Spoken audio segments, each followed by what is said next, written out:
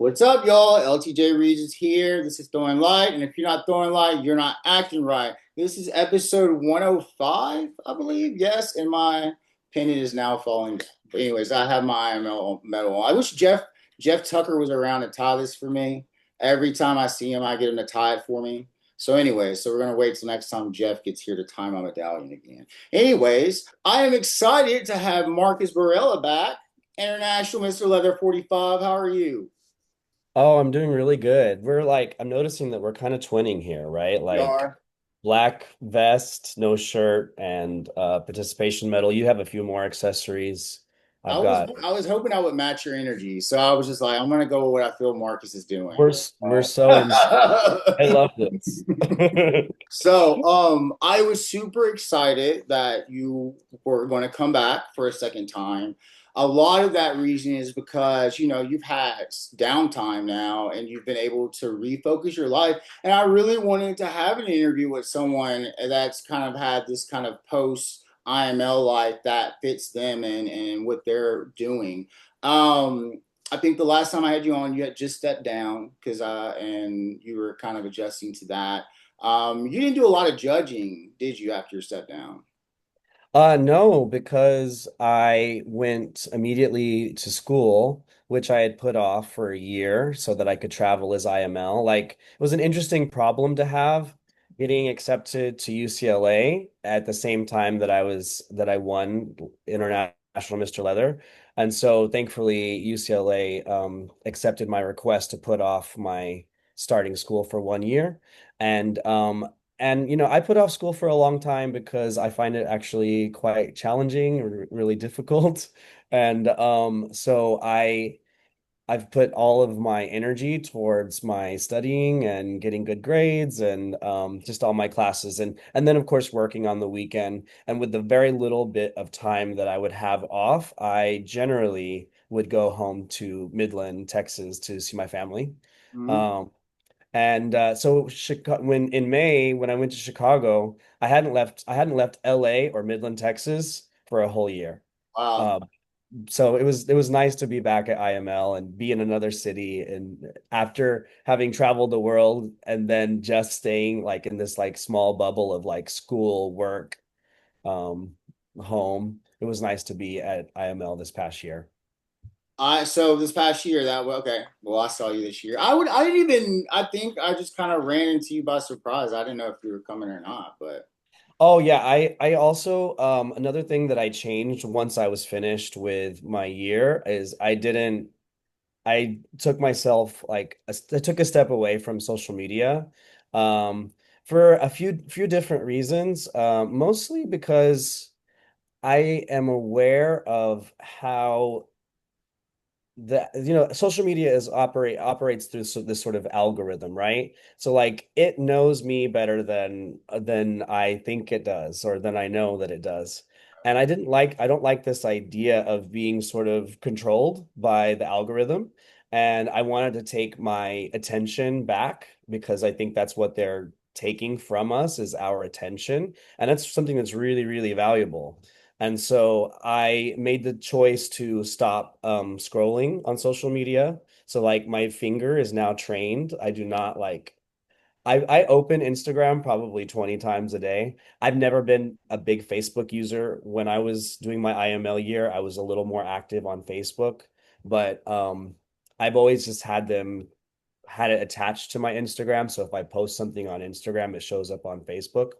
But yeah, so I stopped scrolling and I look at social media a little bit, but not that much. I really wanted to focus more on my schoolwork, on the things that I needed to be reading for school, on the things that I want to be focusing on reading any kind of book rather than like just using social media as my main source of attention, you know.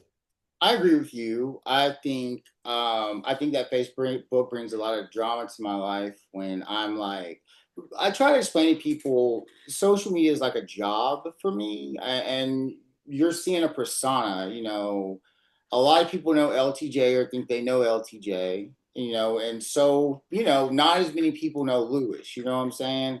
And so I've had people come at me for not displaying my whole life on social media. And I'm just like, no, no, no, this is what I'm doing.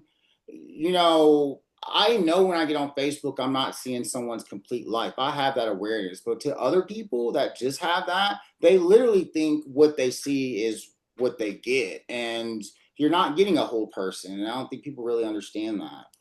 I think, like you said, so I would prefer to be on Instagram. I feel like I'm stressless when I'm on Instagram, but Facebook it's more wordy and it's like I don't know. I feel like I use it just to be a voice, but I'm like, what does it matter? I'm doing the work in the real world, and I don't think I'm really going to change anybody's opinion on my own Facebook page. You know what I'm saying? It's kind of why do we do that? But and to your point, I think it's become kind of toxic for us, even our own community. Oh yeah, I absolutely agree. And I've watched some of your other episodes, some of your other conversations with other people, and I do think there has to be every person's going to have a different experience with their social media, and there needs to be some sort of balance. And I think every now and again, each individual may feel as though taking a step back or reassessing your relationship with social media is important. But I am completely I think what is always true is that like face-to-face interaction is always going to be vital, absolutely essential. And I guess I get a lot of that, which is kind of a cop out because I work at the Eagle LA. I've bartended there for 20 years. But I get to see people while I'm at work, which is really nice because when I'm in school, like sometimes my life becomes so singular that like all I have time to do is like go to the gym, go to school, do my homework, like go to work on the weekend, and I don't have a lot of other social activity. Like for me, school takes up just all of my energy. So I wish it wasn't that hard for me, but it is what it is. What do you mean hard for you? Well, I find the assignments take up a lot of my energy. Sometimes reading the material, processing the ideas that I'm going over, it challenges my brain, and that's what I signed up for. And you know what? I don't think a lot. I think maybe this is what scares people away. Education can be a lonely, lonely journey, especially when you're self-educating. And Well, would you remind me of your education background because I think you have an extensive one. Is that right? so I have a master's in creative writing and I have PhD studies, and I didn't get my doctorate, but it would be in film studies with the minor in masculinity, early American literature, and Renaissance literature. Okay. So you started a PhD research but didn't And I complete? completed. I was all but dissertation. Well, how long did you spend doing I the thought the issue was is that I went straight through, and I was hitting my head with my dissertation committee because horror is my specialty, and I had to fight with them to acknowledge horror as a sophisticated genre that produces interest, popular culture, all that kind of stuff. I had to fight for that. But so my dissertation director, when it's time to take your exams, they're supposed to pick questions that help you succeed. And I happened to have two people on my committee. One was interested in Eastern European films, and the other one was interested only in like American sensationalization films or whatever they call it. So I could not answer the questions to that skill set. Like, so if I had have been able to complete it, I would have been able to focus on what enhances me and my education. But what I realized is that I was too young, and what happens when you get that far in education, you fall into this game. And these people that when you're getting up to your master's and doctorate, they need people to do their research work. And you can get lost in what you want to do, and you can get caught up in the politics of education because politics are in education too. So Oh yeah. for me, when I got to the PhD level, I was the only one studying my specific research. So, yeah, me and some friends, we might get together. I had a teacher's office and all that. But, like, it was me and that. I had a girl lose. There's a girl in my class. She was a literary studies a theory major. And theory is fucking hard. And she had a nervous breakdown, dude. She got in her car and just drove all the way to Mississippi with no money, nothing, and they found her. I can see how people lose their minds when they're isolated in education, but that was for the English department. I don't know how it would be in your department. Do you run Yeah. into that situation or? Well, I guess everything there always has to be a bit of a balance. Like, I need human interaction that is not that it isn't my studying. And but studying can be a very singular, sort of isolative kind of um practice, I suppose. Um, so I try to balance it. Like I've sort of learned that at the beginning of a quarter, I have way more free time. And once the quarter gets about to the midterm area, then I start to become way more consumed. So like when I have that little bit of space, I see people, I see friends, I like I explore joining different groups on campus. And it's interesting because I am 41, and most of the people that I'm at school with are probably like 19 and 20. So there's a lot of like trying to hang out with like younger people, which is cool. But it doesn't always gel. But anyway, so yeah, I try to balance that kind of stuff. If I knew, but that's the deal. You're coming at it with wisdom and lived experience. And I was like, what am I thinking being in a doctorate and I don't even know who I am or where I'm going to go? All these things were happening at the same time. How old are you now? I'll be 41 in October. Oh, so were you born in 83? I was born in 84. 84, okay. And how old were you when you were pursuing the PhD? I was 29 Okay, and how long did you spend pursuing the PhD? from 24 to, so I had 2 years of master's and 4 years of PhD. So it was 6 years. Okay. So can you actually pick up that research and then, you know, finish it potentially? So the deal is they've changed the way they do testing. So you used to have to pass 4 exams, which sucks because three are not related, and that was kind of so you have to study things you don't want to study, which is counterproductive to what I think education should be for a person. You should be able to pick what you want to study or whatever like that. So I don't. I know that I can salvage class credits. I think I can save up to 15 hours, but it's I don't know how like some programs are like 3 exams. I don't know if it's exams. Some aren't exam based, some are teaching based. So I just it depends on the program to be honest with you. But I want to go back to it after my leather career is on and up and coming, and then I'm getting into film and television now. So I really want to go back, like as a fully realized person that can teach and finish his education. You know what I'm saying? Yeah. Your leather career. That's an interesting concept. I like this concept. Like, what is our leather career? You know what I mean? What is that? It's our passion. It's our Well, so but ever when does since it you build a finish? resume, I know you have you're a finished. resume now, Marcus. Like you have a career, you have a resume, you have a resume of leather experience. But how do you know you're finished? You know what I mean? With your leather Mm, that's career. like a Ralph Bruno question. Because he said he's not doing any kind of contest anymore. So You mean like he said he wasn't judging any he contests? says he wasn't going. Well, he says he wasn't competing in any more contests of any sort. Well, I mean, I agree there. Actually, which is an interesting thing because some people they don't the whole title world is new to them. So some people think like, oh, aren't you gonna maybe compete again someday? And I'm like, I don't think we can win ever again. I think there's probably a rule that you can't do that. But also it's just like once we've done this contest, like why compete anymore after winning this contest? You know what I mean? Like, yeah, I'm done competing.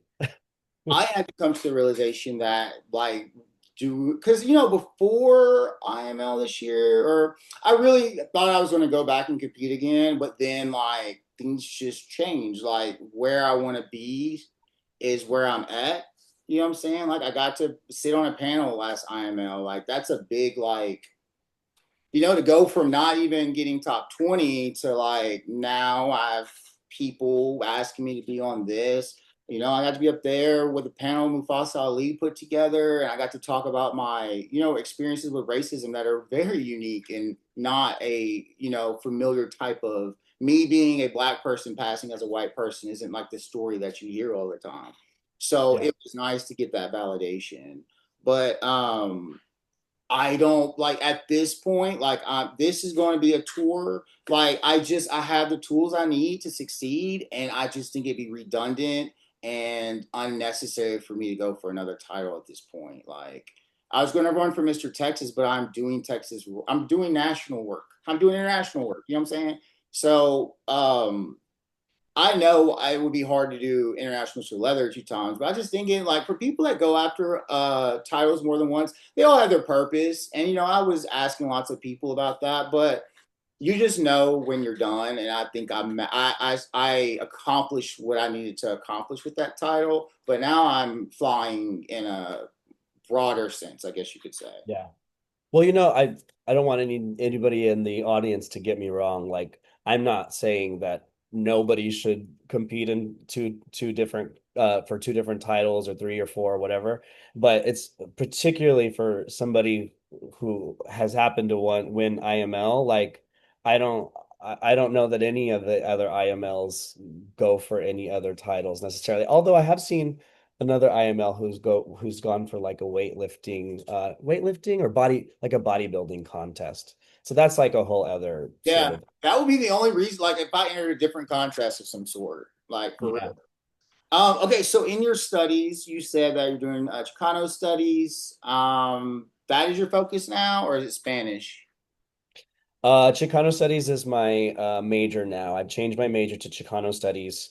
I started as a Spanish major, but my Spanish is really bad, and so I honestly, like I went back to school primarily because I craved learning. I really like to be engaged in the process of learning new things. Most people assume when, that my going to school is connected to a very specific outcome, like what career I want to have as a result of this education. And I will say that loosely, I've had this idea that I want to be a therapist. I've had this idea for some years. And so I was told by a counselor at school that to become a therapist, you have to get a master's. And so to get a master's, you have to have a bachelor's first. So I've been in this process of working on my bachelor's degree for over 7 years, I think, or by the time I'm finished, it'll be 7 years, over 7 years. I can't remember. It doesn't matter to me because I just wanted to be engaged in learning things I'm passionate about. And I have the experience also of choosing career paths for myself and then them not working out. So like I fully have faith that like if the universe wants me to be a therapist, that outcome will come true. But I'm completely open to other outcomes becoming my path. And I don't exactly know what that will be, but in the moment, my sort of guiding light is to like only do things that I'm passionate about, like so when I was setting up my classes for my next quarter, I'm only choosing classes that I'm passionate about. Instead of like I was going to take a particular class in order to I've done so much work in Spanish classes. I only need like, I don't know, two more classes for a Spanish minor. And I was going to force myself to take a class that I was not excited about. And then I realized I was like, if I can't speak Spanish, even though I've taken all these classes, nobody gives a damn what my fucking minor was. Nobody's gonna ever care. And so I changed my perspective and picked different classes that I'm excited about. So, how you said that you like, learning things and stuff like that. What are you learning about? Like what you said something you're passionate about, like why? What sparked you to go this direction in education? Um, well, let's see. Um, I went back to school in 2020 as a result of a little vacation I took to Spain when I was 37, and it was the end of 2019. And while I was there, I was reminded how much I wish that I could speak Spanish because I'm Latino and my parents speak Spanish, but they didn't teach us. And I tried to learn in high school, and they don't teach you very much, even though I took it for like 3 years in high school. They don't really go very far. Um, and that sparked, so as soon as I came back from Spain on that trip, I signed up for Spanish classes at the community college. I also took a Latin cultures history class. And that really just like learning history as an adult and learning history from a different perspective that is not just US focused, which is what I learned in my high school in Texas.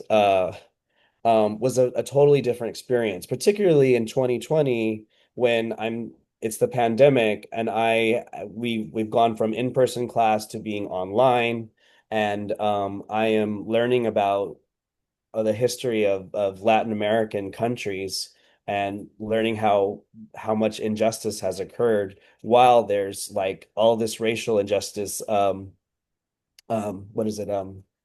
What is it? Protests happening, you know, right outside my door, right? Like it was a really interesting moment for me to kind of wake up to this all the different things in play that I was sort of living amongst and not completely aware of. So that was it just really opened my mind, opened my heart in so many different ways, and it made me really passionate about history and about my heritage.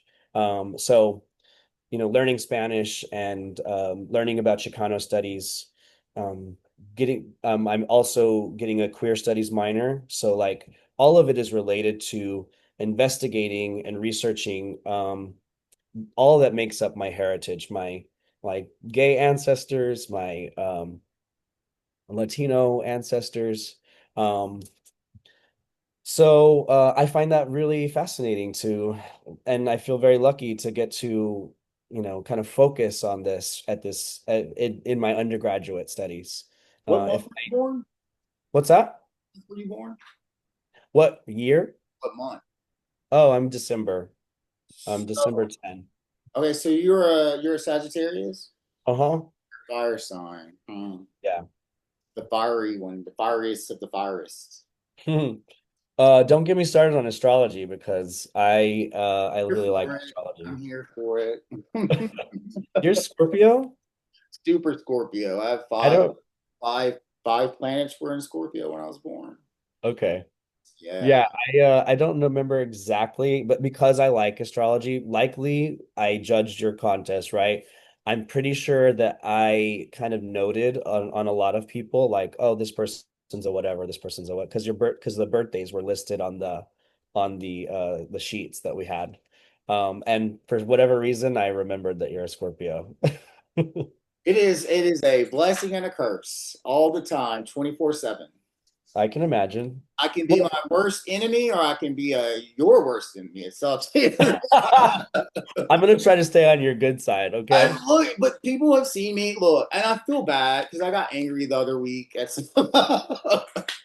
because of just behavior, and sometimes like Scorpios are really passionate. Yeah, you gotta like let those feelings flow, they're and really passionate. I mean, they are very patient with me, and I love the support I've got here in Texas. I love the support I've got, this network of people I've got. But I don't like losing my temper. But like it's out of love a lot of times. But I don't know. I usually get the sexual stereotype the most, or whatever, like that, and all of that stuff. But yeah, it's I. You should get. I don't know if you have it. It's co-star. I have CoStar, but I actually have a different favorite astrology app. I like the Chani app.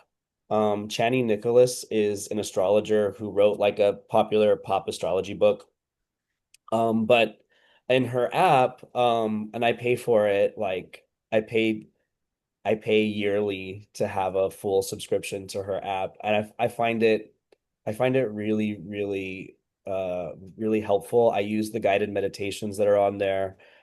She has like this workshop on there that I'm currently doing, which is like a 28-day breakthrough workshop. And so I've been daily doing these activities that she recommends. And the cool thing about her app, this is like a the other cool thing is she's queer. So I like that. It's also beautifully designed. But what sets it apart from any other astrology app that I've come across is that she does customized weekly readings for that are for your according to your rising sign. So do you know your rising sign? It is Sagittarius, my friend. Oh, lovely. Okay. Um, so what I've learned from Chani actually is that your rising sign is the most specific because the sun was in the sign of Scorpio for, I don't know, 30, 28, 30 days or whatever it is. But your rising sign changes depending on the time that you were born. So, like if you were born 2 hours later, you could have a different rising sign. So, she recommends that you listen to to the weekly reading that is customized to people who are whatever rising sign you are. I'm a Gemini rising. Um, I have and my so, moon is Scorpio, my sun is Scorpio, and then I have the Sagittarius rising. well, thank goodness you have that fire to kind of If I balance had a out some of triple that. Scorpio, that would have been well, that would have been tragedy. Imagine A that would be beautiful, too a much beautiful that's too tragedy. much introspection. Like that's too much internalness. I Like know. I literally live in a cave. Like I am a scorpion, like to the T. Like you see me going from point A to point B, no one else is around me, just minding my own business. Hey, triple Scorpios out there, we love you. You're a beautiful tragedy I would love bringer. to meet you. Please Okay. send me a message if you're a triple Scorpio. Please get in my DMs. I have questions. I have questions.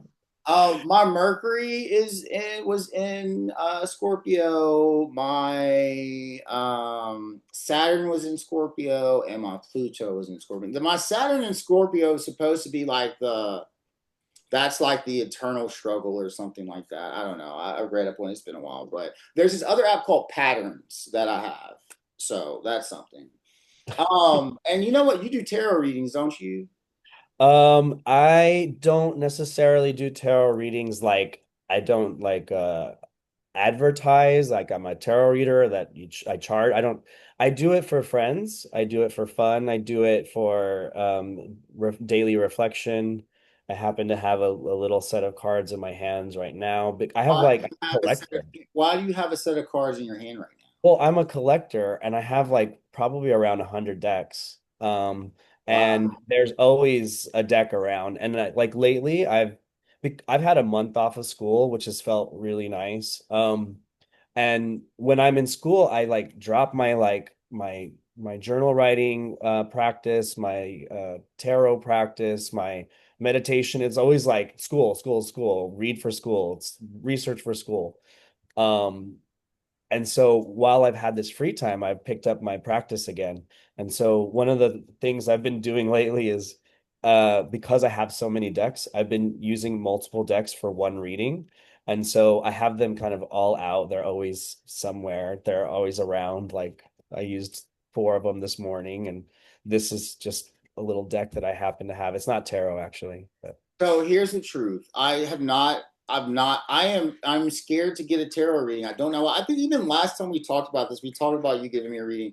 I'm petrified. I feel like it's going to be like that movie Big with Tom Hanks. You're going to give me tarot and I'm going to wake up the next day and be in a different body. Like, I don't know. oh my God, what a fun adventure. That sounds like so much fun. If you're a Sagittarius rising, look, if you're a Sagittarius rising, Sagittarius loves an adventure and is all about it. But here's one thing that I've experienced personally. Like I didn't know, I feel like my going back to school is something that I've learned as an adult.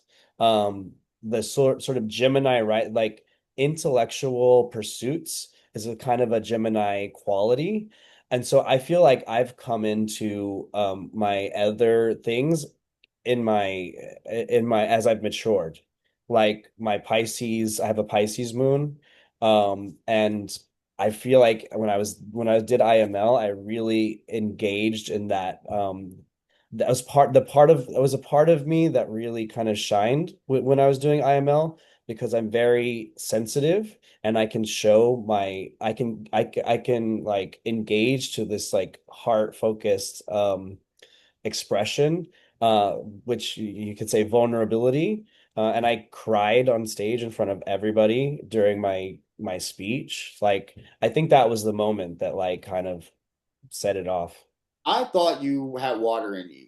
I was sitting I there, I'm like, I say he's not going to be a water sign, or I say he's going to end up being a fire sign. Watch, and you were Sagittarius, but I wouldn't think that. But well, the that's the thing. but the most interactions we have had been like more on the death side. So I don't know. I don't know what your facade is, that you're the mask that you put up every day. Oh, the mask is that I'm happy. That's great. I put Well, that mask too. I definitely am happy, and I've become even more happy. But Secret to oh, this happiness? huh? Is there a secret to your happiness that you can spread happiness to everyone else? Well, okay, here's my shout out to sobriety. You know. Sobriety is probably the most integral component to me maintaining a positive perspective about life and the world and my interactions with people and myself. Sobriety is absolutely essential. Um, I don't do it alone. I do it with 12-step recovery. I don't talk very specifically about that because it's part of the traditions. Oh, But I won't be, but I'm not going to like pretend that it isn't all because of sobriety. Like if I didn't have that, I would be a fucking mess. And I was a mess no, I inside, agree with you. even though I looked very put together on the inside, I was dying. And so that's sort of the Gemini duality. I can be very good at making things look okay on the outside, but what's really going on the inside, you know what I mean? That's why I got sober. I read somewhere it said that my Sagittarius rising creates a duplicitous nature to everyone. It's like that light and dark, I guess, that I maneuver through, like a dark angel or something like that. Uh, Well, Sagittarius is a mutable sign, which means that it it's the transition between one season to another season. As it's getting ready to change from, I guess it was Sagittarius, it's from winter to what's after winter? Winter to spring, I guess. yeah, winter's spring. I think winter's first. Yeah, well, Sagittarius is part of, I think, in the winter sort of area. Or maybe it's like, Well, you're at the end of fall, very end of fall, beginning of winter. anyway, so there's a fluidity with mutable signs. And like Scorpio's Scorpio a is fixed sign, and I feel fixed a lot of the time now. right. Scorpio is Stubbornness, of fixed. course, stubbornness, So stubbornness, stubbornness. So you can, I think it's fun to look at our personalities through the lens of astrology, if that sort of makes sense to a person, because if you always see yourself as a Scorpio and that's how you know yourself, if you start focusing on the qualities of your personality that are more Sagittarius, then you get to exercise those other parts of yourself that you maybe don't exercise quite as much. I don't think I think it. So people shut down things, and I'm just a believer that there are unexplainable things that we can still try to grasp to understand, and to think that the stars and everything wouldn't have an effect on us is kind of wild to me, that people just don't accept that. But I tell people, I'm like, this is a great way to prove and disprove who you are. You can take this template and be like, okay, well, I'm a Scorpio because it is. Well, I'm not really like this. Then that's when you start to lean into your other signs. Well, the reason I don't feel like a Scorpio here is because I have my Jupiter was in Capricorn here. Like, what I'm saying? Like, it takes effort, and people think reading a horoscope in the newspaper is astrology, and that is not the case whatsoever. So I don't know. I tell people it's a great way to try to understand personalities. And you can always question it, you can move it around, you can place it here and there. But some people just don't have that. You have to have an open mind to even read it, to be honest with you. People aren't open minded, they're just not going to. What did I tell somebody? Like, I was kind of joking when I posted this on Facebook. I was like, "Oh, I reached self actualization." Okay, not everybody reaches that phase. You know what I'm saying? There are people that will not ever understand who they are. Uh, let's say they might be brainwashed their whole life or something like that. People don't get. I don't know if people really, honestly, in like small rural towns, especially if they never leave, get that opportunity to expand and learn who they are, right? Well, I mean, everybody has their own path, and we all have to kind of just do what's right for us. I know astrology isn't for everybody, but I happen to be somebody who's like, I really love like symbolism. I love like storytelling. Um, I love all those kinds of things. So like to me it's a very creative and sort of artistic way to kind of look at human personalities and archetypes and such. But again, like I'm not science is really challenging for me, and so I'm not much of a science oriented or minded person. So like I feel like this is a little bit more on the creative side. Well, actually astrology can get very like uh what is it, mathematical, I think, actually. Numbers But and distance and spots and places. Because my life path number's 3, so numerology. but I actually want to bring up something very specific because like we know each other through leather community, through leather space and our own leather careers, right?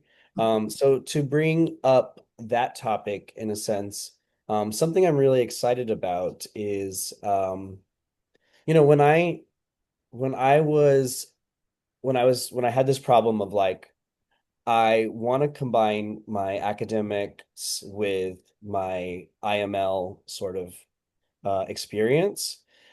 I thought about creating a research project to do that, but I've never done anything like that before. And when I did a little bit of research in the summer before I started really traveling for IML, and one of the things I learned was that I'd have to get an advisor to take me on. But I hadn't started at UCLA. I didn't know anybody, and it just seemed way too difficult to try to like set that up and try to do IML year all at the same time. So I put that, I put that on the back burner and just thought, okay, that was a cute idea or whatever.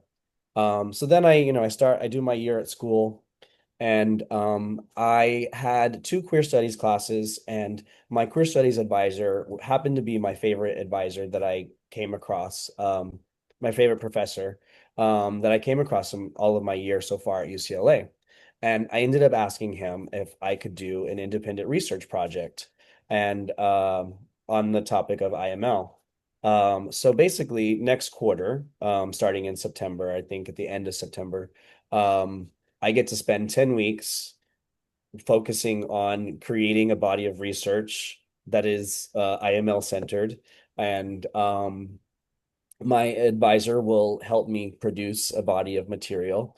So I actually have to figure out what story I am telling. So I might actually turn this around on you and make the rest of this interview about your IML experience. Look, let me tell you this. This is like what you're doing though. There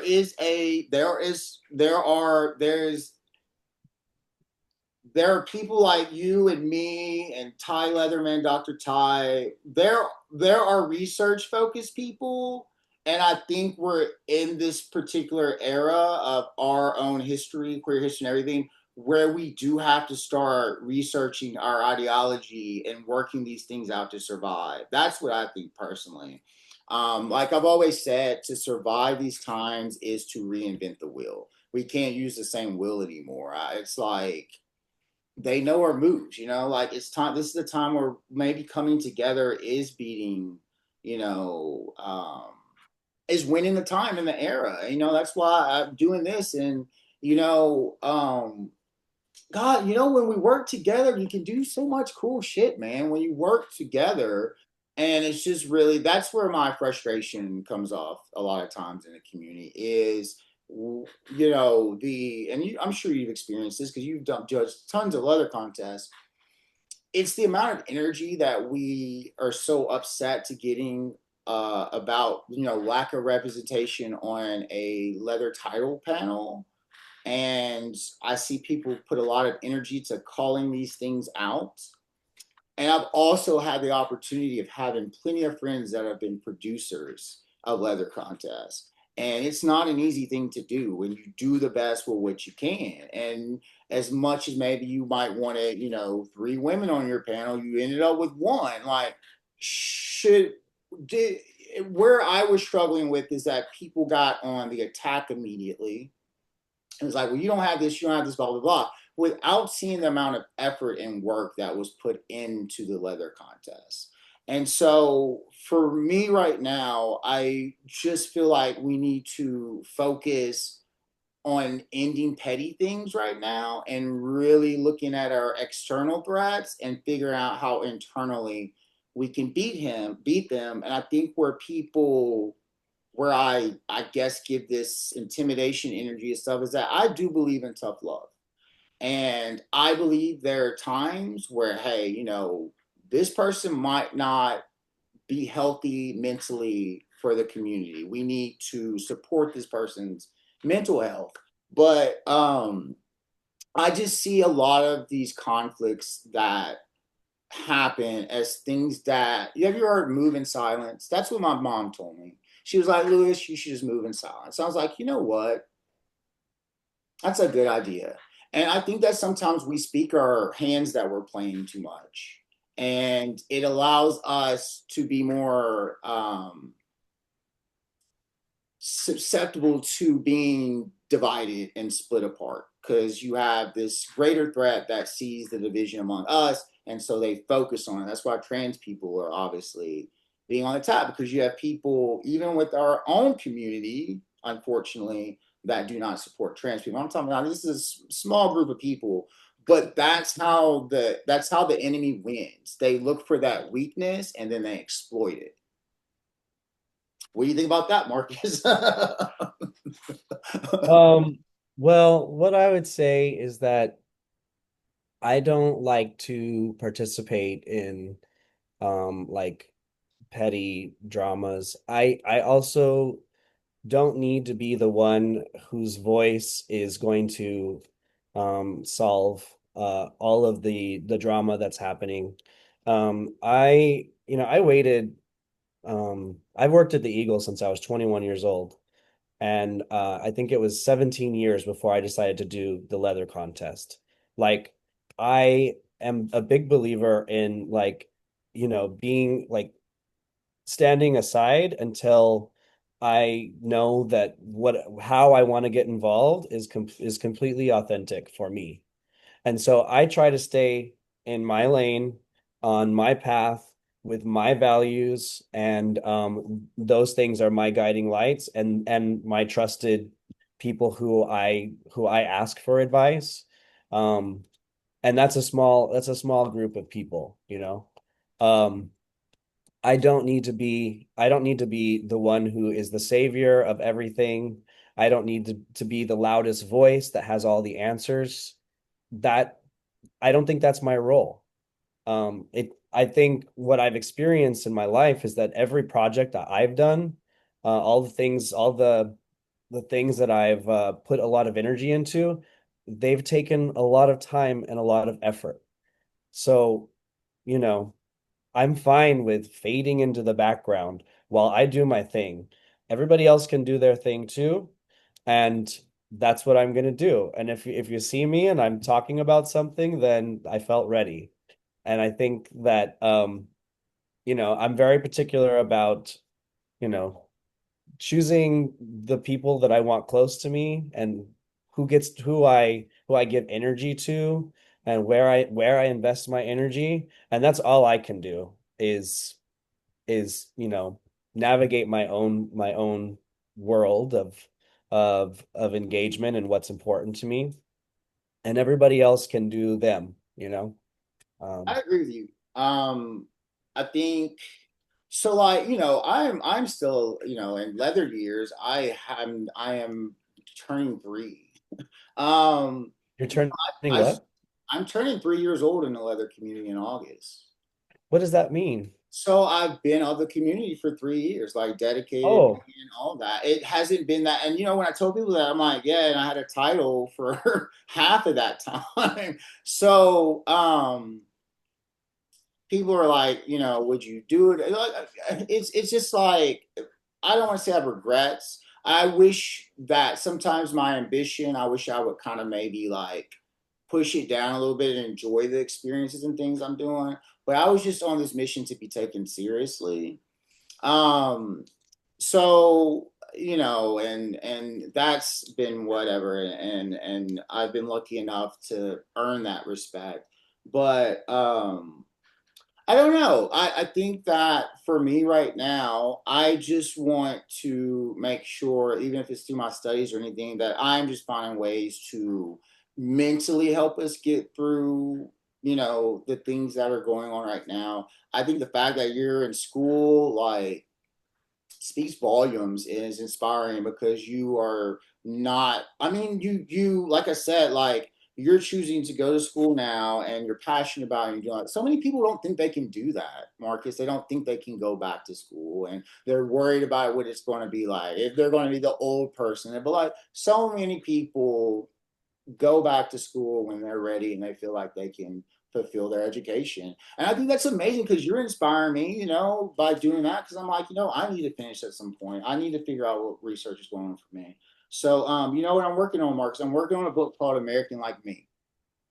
And I'm trying to like let some of it out, let a little bit of it, but it's not the great stuff that I'm writing.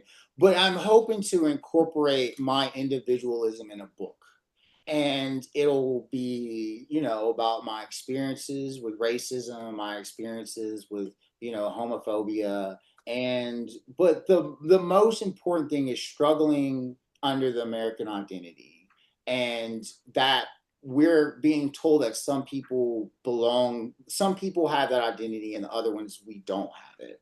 And I felt like through research, I started going back to school. I put a curriculum together for myself about 3 weeks ago. So I've been mhm. going to school at home, and Yeah. I've been reading a lot of early American literature, and I've been trying to figure out how to tell this story about leather in the book too, as Mhm. empowerment. But talking to you makes me excited about learning, and that there is a way forward through education, and I'm hoping that we can inspire others to want to get educated, because you can be any age. My mom's in her 70s. She's not above going to school, and we should never stop learning and we should never stop growing. I guess that's the basis to it. Marcus, I've got a question for you. You've answered this question before. um, so it's been some time, but we're in like a so totally different energy since the last time you've been on the show. I So don't even remember what we talked about the first time, I remember honestly. some things. We talked about your magic beans. And so um so you know, Marcus, what are we not shedding enough light on right now? Oh, what are we not shedding enough light on? Huh. I mean, gosh. Wing big for me, hit a home run. Well, okay. I don't know how home run this is because there's a lot of obvious, there's a lot of obvious things that really what's happening with the trans community and the lack of acceptance around them and the way are being targeted, ICE's role in this in our country. Those things are really upsetting um, in many different ways and overwhelming. So those things are quite obvious. I also am completely. What comes to mind as well is there is an elder in our LA leather community. His name Dave Rhodes. He's responsible for the Leather Journal, And I don't know if you've seen the GoFundMe that is out. No, I haven't. There, yeah. So there's been a GoFundMe that has been started because Dave Rhodes is needing to live in an assisted living, and it's very costly. So that specifically is something that we can shed some light on in this very moment, which is that um, you know, our gay elders need to be taken care of as We're well. at that time where they need even more care. They need the most care than they'd ever need right now because we I don't like it's I'm a little fearful because I'm like if we lose these people, where is it going to leave our community? Like these are some of our strongest fighters, and they're all getting old now. And like I mean I've gotten exceptionally close to like Judy, and talk to her all the time, and she's become such an important part of my life. And Well, I watched her interview with Judy, and Judy has a whole family of people, I think, right? She has kids, doesn't she? yeah, yeah, Yeah. But I don't think that Dave Rhodes has that kind of family to look after him. no. And so that is one area. Um, so I think that also my research project with IML is also connected to this subject of honoring our elders, honoring our ancestors, honoring where we've been, understanding where we come from, and making sure that we continue um, to guide others and make others aware of the struggles that we've all been through. And you know, ideally, the I wish we lived in a world where people were more taken care of, but there's so many things that are off about this country where lots of people end up not having the basic necessities.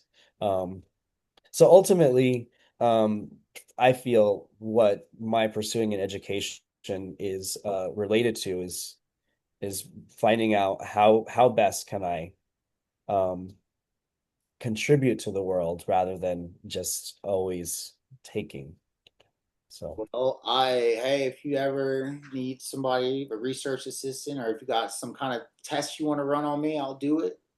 well, I will give you another big shout out and a thank you that when I was helping Matthias, our Mr. Eagle LA, prepare for the IML contest, and he got fourth place, which is incredible. He's done such a great job of saying yes to all of the challenges that come with doing a leather contest. And putting his heart and soul into the whole process. I'm so proud, and it's such an honor to get to like with somebody so closely.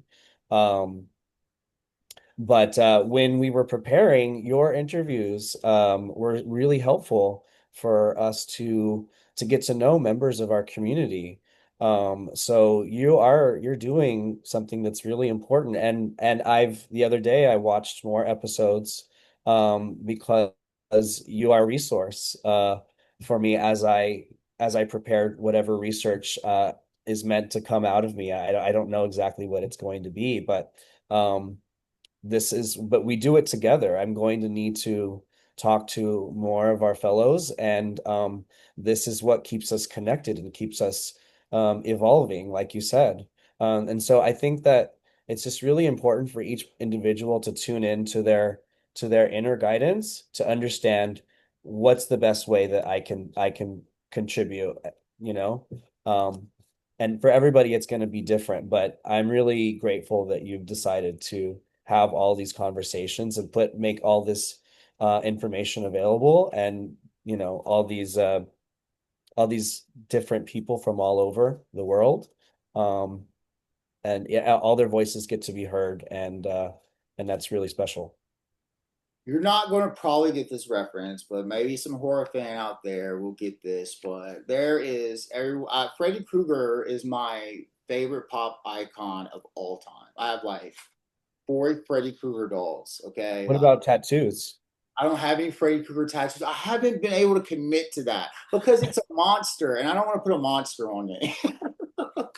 I don't know, but like I've thought about getting like the 1-2 countdown. I don't know. So, anyways, my first movie, my dad took me to see Nightmare on Elm Street Part 5 when I was a kid. So like I was scared of anything, but so there's a movie Part 4 where one of the final girl, when she dies, she absorbs the powers of everyone. And I feel like every time I do an interview, I like absorb like a bit of that person. And like I don't know, for me, I'm learning. What do you have on? What's that? What do you have on your? Oh, I have a tattoo and it's itchy because I just got it. Okay, I was like, that's Big Bird. That's not a monster. That's a friend. That is Big Bird. He's blue. Okay, I hope he's happy, not Oh sad. no. No, he's total. He has a happy face, definitely. Yeah. So like so I am blessed to be in a position where I can have these conversations, people from various backgrounds, and it's going to keep going, and we're going to see where we are. I'm like I said, I'm starting a tour this fall with Throwing Lights, so we'll see how that goes. Oh, that's Um, so Marcus, we're at the very end of the show, and one thing has changed since you've been gone. You have to close the show now. right. Do I need to help you, or I do think I know the line. you sure? I think I know. I think I I'm do gonna it. count to three, and you're going. Do you want to practice real quick? No, I want to see how this goes. All right. So, and I'm gonna count to three. You say it, okay? All right. Okay. 1, 2, 3. If you're not throwing light, you're not acting right. Oh, there we go. Second I time. did. Is that right? Got it right. Yeah. Awesome. It should be much easier your third time when you come back. I'm on. Definitely. I bring contestants back 4 and 5 times and six There you times. go. Well, we're not. I'm not. This isn't a contest, is it? Well, I was thinking about RuPaul's Drag Race. I didn't practice for it. I didn't rehearse. Like, they have because someone won that been on the show 4 times. So like everyone was like, "Well, if I did it 4 times, I should be able to win too." So we'll see. All right, Marcus, thank you so much for being on the show. I'm glad to have this catch up with you. It was fun, but I guess that's going to bring us to the end of the interview. Thank you all so much. LTJ Reed's here, Marcus there, and we are out.